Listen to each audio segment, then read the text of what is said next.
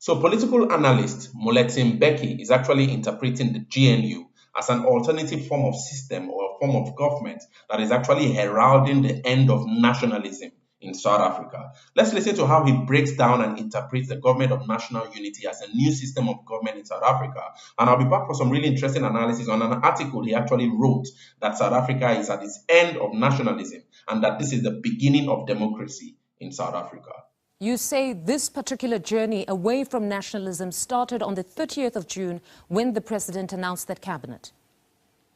It actually started a lot earlier because the journey started when the ANC started to lose the support of its constituency. That's when the journey started. But the ANC was not fully conscious of what was like, how this was going to end. They thought it could be reversed, their loss of support. I mean, as I point out in the article, it really started with the loss of majorities in Gauteng, in the Gauteng metros.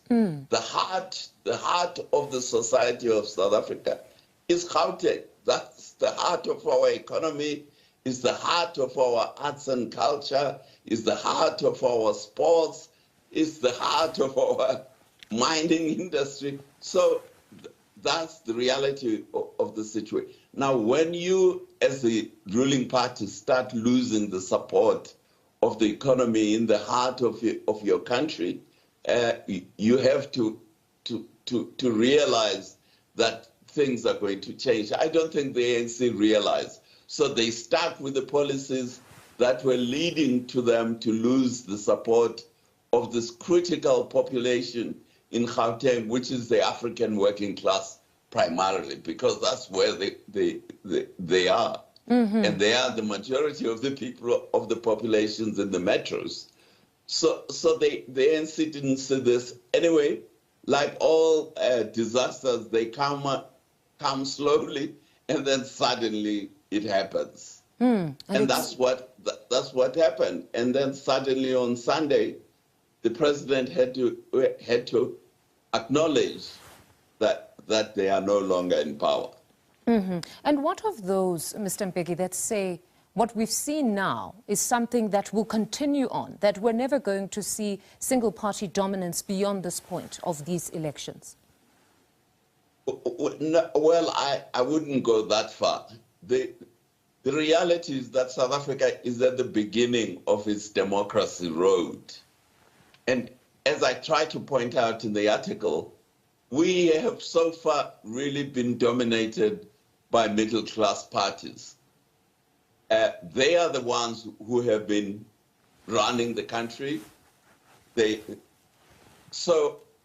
there are many other socio-economic classes in South Africa who are not in the center stage, who feel marginalized, like, for example, the African working class in the big metros, who feel that they are being marginalized by the African middle class through its policies of black economic empowerment, which favors the African middle class and not the working class.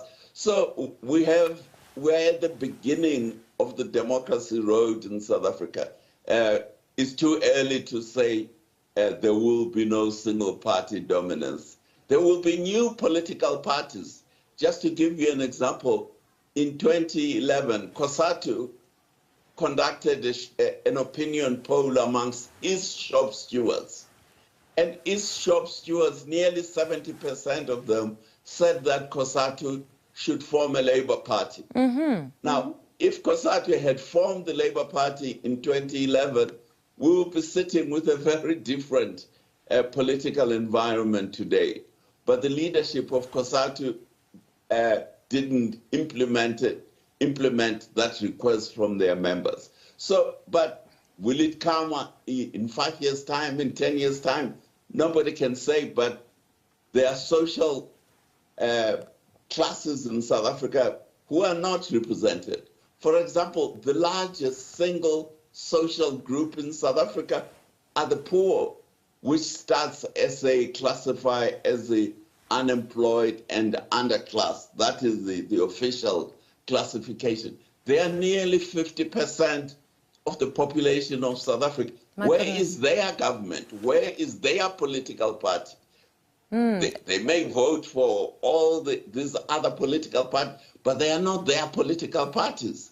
They are the political parties of the middle class, which the middle class promised them, we will solve your problem. Some say we'll give you social grants. Others say we'll give you basic income grant. Others say we'll give you national health insurance. But these are not their parties. But one day they will form their own parties. And they are the majority of South Africa. Brilliant, guys, brilliant. I love listening to Moeletsi Mbeki a lot. He has really interesting points. They might be wrong, they might be right. Nobody really knows, but they are really interesting thoughts that actually should push us to begin thinking about the fact. And this is actually on the verge of, this whole issue of nationalism. The ANC was actually really set up as a nationalist party, liberation struggle movement, that actually heralded nationalism. And also him raising also the fact that, there were other forms of nationalisms in South Africa, like Afrikaner nationalisms, but he breaks them down in this really powerful article he writes here on the Daily Maverick on how South Africa is at its cusp of the end of nationalism, and now probably we are now seeing the real democracy in South Africa, right? So Moeletsi argues that the night of Sunday, 30th of June 2024, will go down the annals of South Africa's history as the day when 100 years of nationalist rule came to an abrupt end. Afrikaner nationalists gained control of South Africa in 1924 and ruled until they were replaced by African nationalists in 1994. 30 years later, African nationalists' rule was rejected by the electorate, and they could only stay in power with the support of the white Anglo-Saxon Protestants, which he calls the WASP, middle class of the DA. So in other words, the DA is actually what's propping the African nationalists now encapsulated within the ANC, to continue to stay in power. Mbeki continued to say that nationalism is a grievance-driven ideology. Afrikaner nationalism was driven by grievances against the British for destroying the Boer republics and taking ownership of South Africa's minerals. African nationalism was also driven by grievances against the British for betraying the African elite by allowing the Afrikaner nationalists and British mining companies to abolish the non-racial Cape Constitution. So nationalism, in a way, like Mbeki is actually against, is driven by grievance, anger, you see, and it's a form of, the two forms that are actually taken in South Africa now has been the Afrikaner nationalism and African nationalism, by the Afrikaners and then the ANC. But anyway, he also argues that both were actually, the ANC was actually also aggrieved. The African nationalists were aggrieved that Afrikaner nationalists had excluded them from property ownership, skills, and franchise. So why then now did the African nationalists of the ANC then lose power? He said that the ANC gained political power by mobilizing all citizens who were victims of apartheid, and these ranged from white liberals who were unhappy about being removed from government jobs by the National Party after 1948, to the mass of the black population who were compelled to carry passes and thus became fodder for exploitation by commercial farmers, mining, and construction companies. All right. He says that these groups now, especially the African working class, became the cutting edge of the struggle against apartheid, as well as the main voting bloc for the ANC after the advent of democracy in 1994. He now said that once the ANC came into power, they started focusing on advancing the welfare of the African middle class at the expense of the great majority of the people of South Africa. Ultimately, this had led to the African working class. This led to the African working class and to some extent the African middle class, especially in the metros, starting to abandon the ANC as voters. So he says that this became evident in the local government elections of 2016 when the ANC lost majority in the key metros of Gauteng and also in the Cape, especially Port Elizabeth. And so it also says that the ANC lost Cape Town a decade early for abandoning the colored population when it adopted policies of broad-based black economic economic empowerment and affirmative action. Now, he said, Moeletsi also goes on to say that the coming merger between black and white middle classes is good for South Africa. In other words, the GNU right now, saying that at last, South Africa's middle classes are no longer divided along racial lines. They have created a new partnership in the government of national unity. However, we should not expect economic miracles to come out of this new black and white partnership. The middle classes of all races in South Africa are consumption driven rather than production and investment driven. And this is the problem, you see, because every country that seems to, like especially most of the countries I see in West Africa, being my own country, for example, Nigeria, although there's been a slow shift now towards production, but many West African countries have been consumption driven a lot rather than production driven, probably because of a lot of the international policies that have actually, kept stifled productivity in these regions. And I saw this a lot when I conducted my PhD research in Ghana, when Jerry Rawlings tried to push productivity, as a driving force to move Ghana into self-reliance and self-dependency. But that hit a rock because of, the country needed a lot of financing, and this financing could only come from international bodies like the IMF and the World Bank. And these financial bodies now have conditionalities on the economy not to produce. And so you see that spiral, in that regard, where I need you to help me, but in accepting your help, I must not be productive. And so this is how the whole issue with productivity and consumerism actually work together to destroy our community. So Moeletsi Mbeki here is actually arguing that South Africa, the middle classes, in the middle classes of all races in South Africa are consumption driven. They're not production driven and investment driven. And this is actually something that the GNU, with the policies, especially the guys in the economic department, will need to really wake up to try to enforce policies that help the middle class in South Africa, which is the bulk of those that now have benefited a lot from the policies of BB, broad-based black economic empowerment and affirmative action. They now have to switch from consumerism to productivity. In other words, to help the wider poor, white, black, colored, and others in South Africa. It says that this middle class in South Africa now, they use their control of the state to tax the rest of society, to fund the bloated public sector and its highly inflated salaries. And he says that this is going to continue. We already see that in the bloated cabinet, as Action SA Herman Mashaba actually criticizes President Ramaphosa's new cabinet for being a bloated cabinet, in that it would cost the taxpayer, I think, an extra 1 or 2 million rand to support their salaries at the expense of the already jobless South Africans who are actually suffering, are not sure of the daily meals and all that, but yet they have to be taxed in a way to actually support the cabinet, in the government of national unity. Mbeki goes on to say that the high cost of public sector remuneration contributes to the low levels of investment in the economy, and as a percentage of gross domestic product investment is only 14%. As a percentage of GDP investment is only 14% in South Africa, while it should be 30% and above according to the National Development Plan.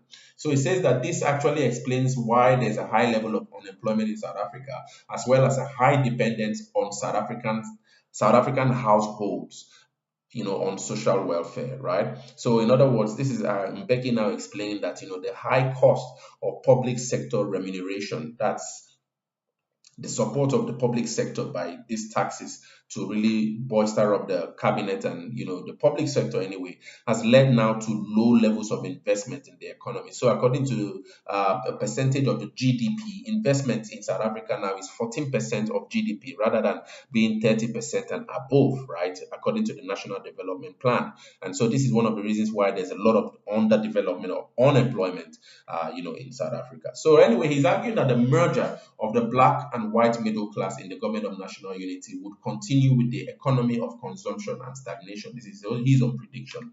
And that the reality is the fact that the middle class, both black and white, as well as the working class of all races, they benefit from the minerals export-driven economy status quo in South Africa.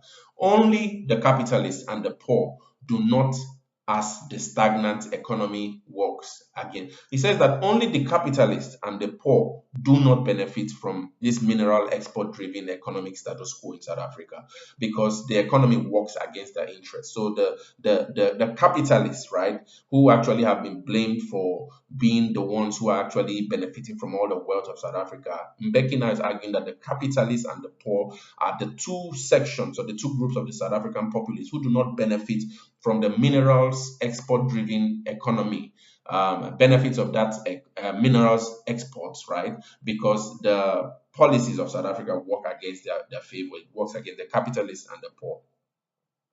So Mbeki argues that the challenge now is how these two social groups, so the capitalists and the poor, should work together to create a political environment that drives investment and economic growth. No. He actually argues that this challenge now of this middle class, both black and white middle class, will now have to work together to create a political environment that drives investment, productivity, and economic growth. Yes. So it says that the real new politics for South Africa would be a merger between the capital and the poor. All right, and that these are the only social groups in South Africa that have a vested interest in driving investment and economic growth instead of private consumption. And so that would be, according to Moeletsi Mbeki, what would cause a radical shift for the South African economy, that the capitalists and the poor are those that still retain this drive to push for productivity, to push for anti-consumerism, to push for a drive for investment. You see, the poor people in South Africa, they have been disenfranchised by the policies of the ANC, the broad-based black economic empowerment, affirmative action, and also the capitalists, because the capitalists are actually, they are having to be taxed very high, their profits especially, to support the social policies of the ANC in supporting the SASSA grants, social security systems, which many of the poor blacks and the poor South Africans now actually have to depend on. And so, in other words, it's continuously increasing this spiral of consumerism and pushing people away from productivity and helping people to really stay entrenched in depending on this whole social system that has actually been created by the policies of affirmative action and broad-based black economic empowerment. Really interesting analysis, really interesting. What do you guys think? There's really not much to say here. Moeletsi nailed it for me anyway. I really enjoyed this analysis so much. But share your thoughts. What do you guys think about the analysis here? Share your thoughts in the comments.